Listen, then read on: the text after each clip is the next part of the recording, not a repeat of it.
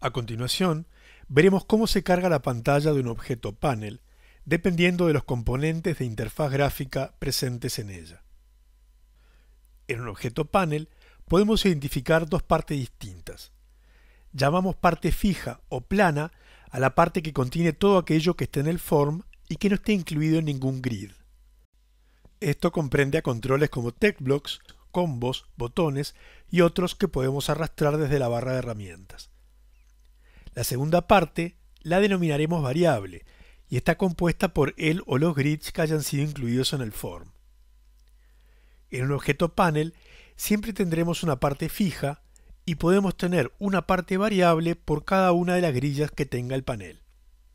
Los objetos panel se diferencian de los web panels en que la parte fija se carga en forma independiente de la parte variable. Antes de continuar, vayamos a GeneXus y agreguemos algunos controles a la parte fija del panel View Attractions que habíamos creado. Arriba y afuera del grid, arrastramos una tabla, luego un text block que llamamos text block title line 1, a continuación otro text block que lo nombramos text block title line 2 y debajo de este otro control tabla. Ahora, en el evento client_start, asignamos a sus propiedades captions los textos que queremos ver en pantalla para el título. The New Age of para el primer text block y Exploration para el segundo. Salvamos y continuamos con el análisis de la carga de datos del panel.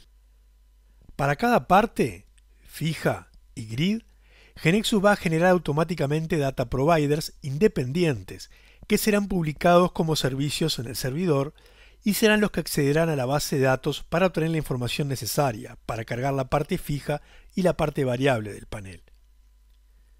Estos data providers no los veremos en la base de conocimiento, ya que GeneXus se encargará de generarlos y mantenerlos, pero sí podremos ver a qué datos acceden si vemos su listado de navegación. En el listado de navegación del panel View Attractions, vemos que bajo el nodo correspondiente al panel aparece una entrada de nombre Level Detail Grid 1, correspondiente a la parte variable del panel, que en este caso está compuesta por el grid 1.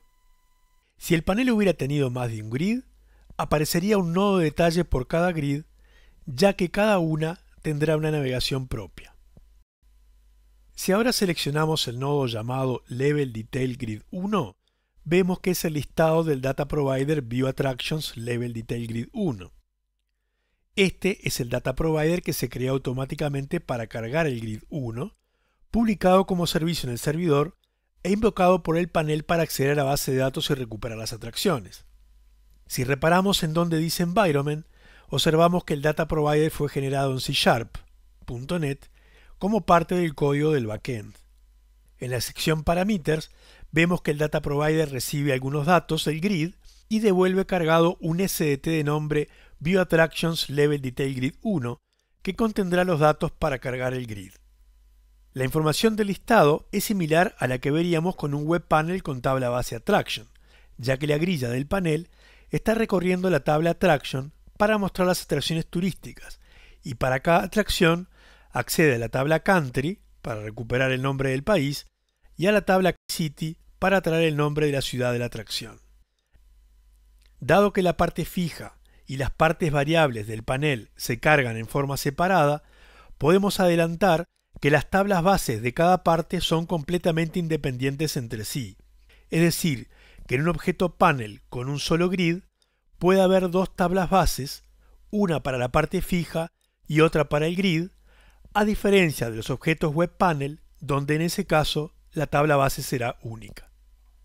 En otro video entraremos en detalle en cómo se determinan las tablas bases de cada parte de un panel.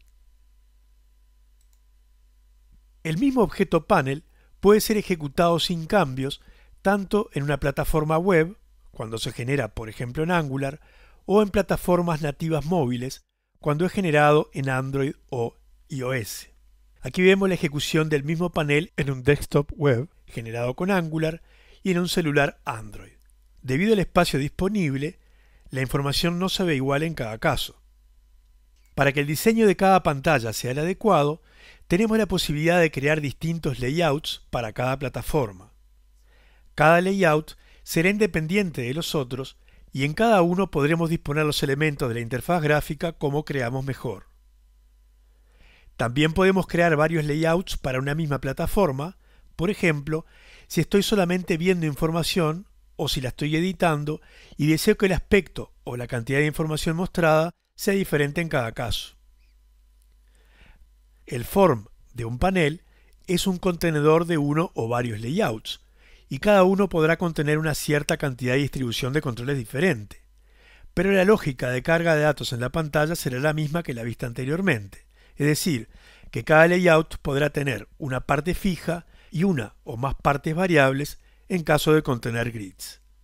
Por lo que para cada uno de ellos se creará en forma independiente los data providers necesarios para obtener la información de la base de datos cuando se requiera. En próximos videos entraremos más en detalle sobre estos temas.